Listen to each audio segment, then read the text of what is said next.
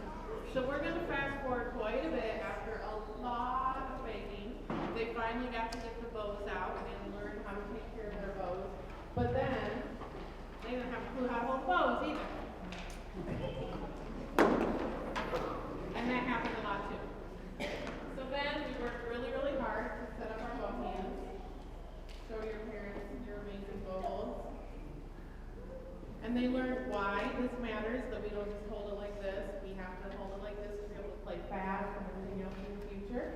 So this song, when we had to learn with our bow, we needed to keep our bow straight, hit only one string at a time, and so we left the left hand out of it. They're going to put their left hands here, and they're going to just play open strings for dazzling D's and amazing A's.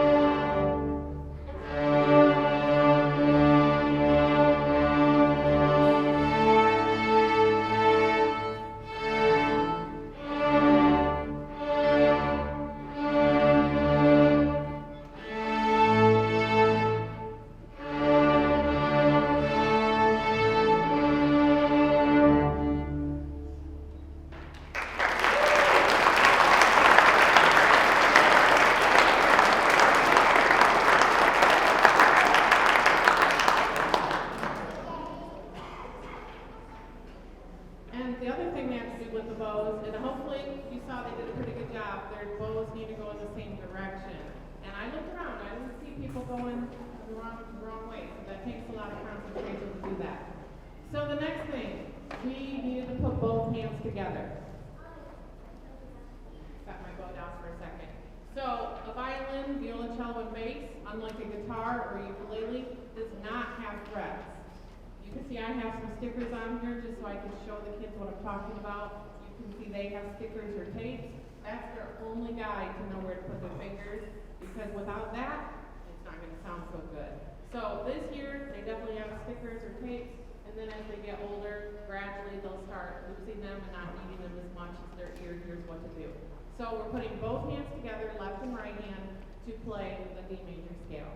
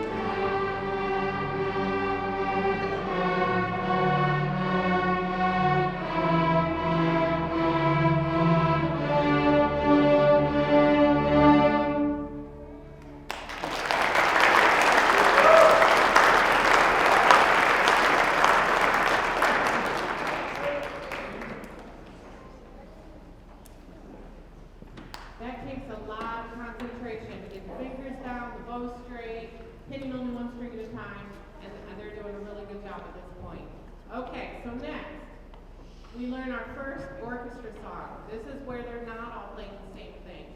Everybody who's a violin, this goes up in the air. Here's all our violins. This is typical that they take up about half of the orchestra. Violas, where are you? Here's our violas, and then cellos. And then our basses. Okay, so when we have an orchestra piece, they have different parts, and that makes it even more complicated because they can't listen to each other as much. They've got to count their own part, keep track of their own part. So this is going to be a medley. It's called Mary's Little Star. A little bit of Mary Had a Little Lamb, a little bit of Twinkle Twinkle Little Star.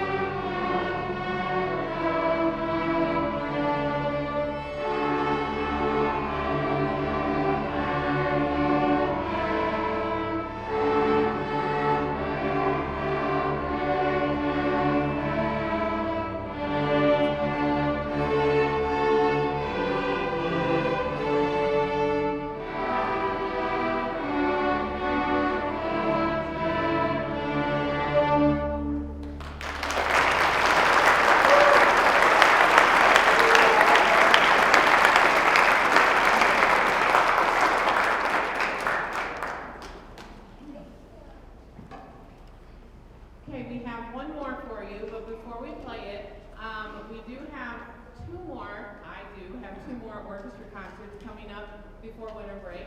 Next Tuesday is our 7th and 8th grade orchestra concert. That's in this room as well, in the auditorium, 7 o'clock. anytime we have an orchestra concert and the students come and they're not playing in it, they get extra credit. So if they ask you to come and you can make sure that they get there, it really is inspiring to hear the older kids and to see, wow, in 7th grade I'm going to sound like that, and then so on. So I encourage you to let them come if they can. It's all, that Tuesday one is also going to be pretty short, about a half an hour. And then the last Wednesday before break, the 17th, is the high school orchestra concert. That will be at the high school. That's our 9th through 12th graders playing. So again, maybe 45-minute concert. But yeah, we invite any of you guys to come to our orchestra concert. And then, as I already mentioned, June 2nd, I think it's on your program, is their other concert. This is an easy year. They only have 2 concerts this year. Next year, it's going to amp up a little bit more. But yeah, next time you see them, I'm not going to be holding the violin. I'm going to be holding the conductor's baton, and I'm going to be conducting them instead of playing with them. And they're going to be playing all orchestra music, not playing all together like this. Okay, so their last one, Jingle Bells.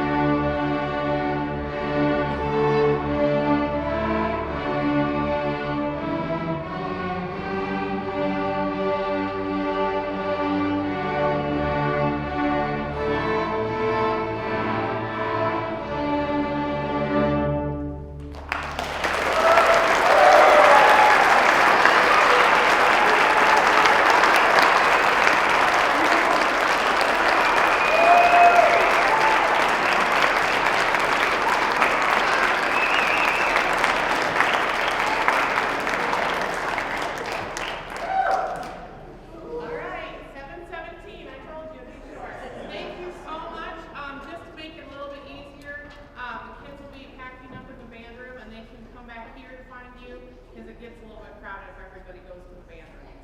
So give them a couple minutes to get